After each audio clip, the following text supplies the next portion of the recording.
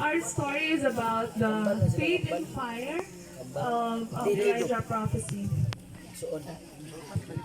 Sa isa ka bukid sa Carmel, daghang tao ang nagtigom. Init kaayo ang adlaw, ana ang mga Israel. Tulungan na sila diyan. Arang Haring Ahab, propeta Elias ug ang 450 ka propeta ni Baal.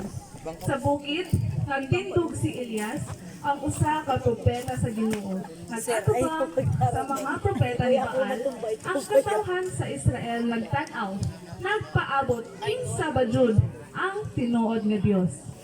Angtod kamo, ano sa magduwa-duwa? Kung tinuod ng Ginoo mo ang Dios. Sunod kamo kadiya.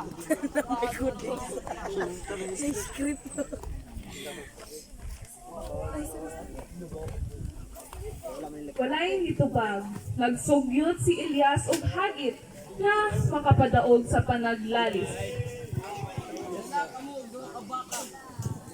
Kita ni maalo pili mo sa gagawa mo sa ato ang sakripisyo panili nato tugan.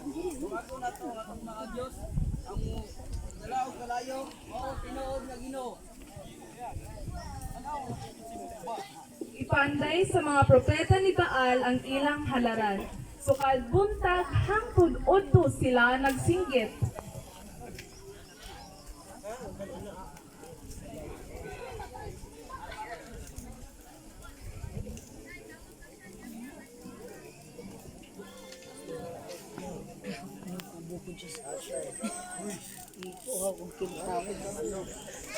Hindi ang pulisya ha.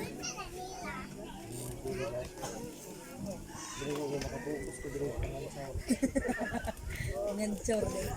Hindi ang pulisya ha.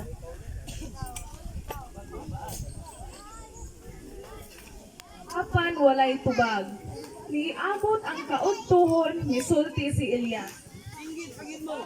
Kasi natulog siya o naglakaw. O basi siguro nasa kasilyas.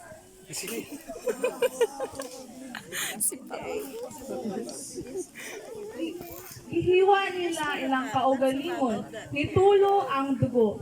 Apan walay kalayo.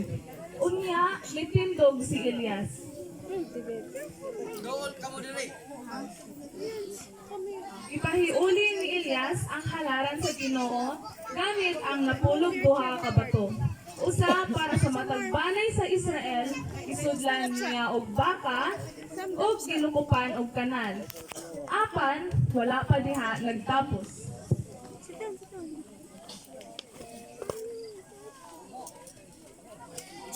Alan ug tubig.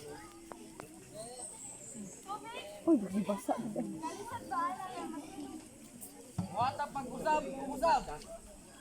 Tulo ka beses nila gipupuan. Unya nagtindog si Elias nagampo.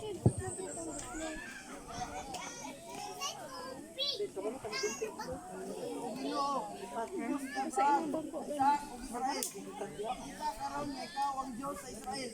Tubaga ako aron sila makailap ikaw ang tinuod nga Ginoo. Kalit misulbong ang kalayo gikan sa langit. Ay! Ano? Ay, mga bato! Ginoo! Iyagin ang Diyos! Iyagin ang tinuod na Diyos! Si atong adlaw nakita ang kamatuoran. Ang Ginoo ra ang tinuod nga Dios, gamhanan buhi ug balaan.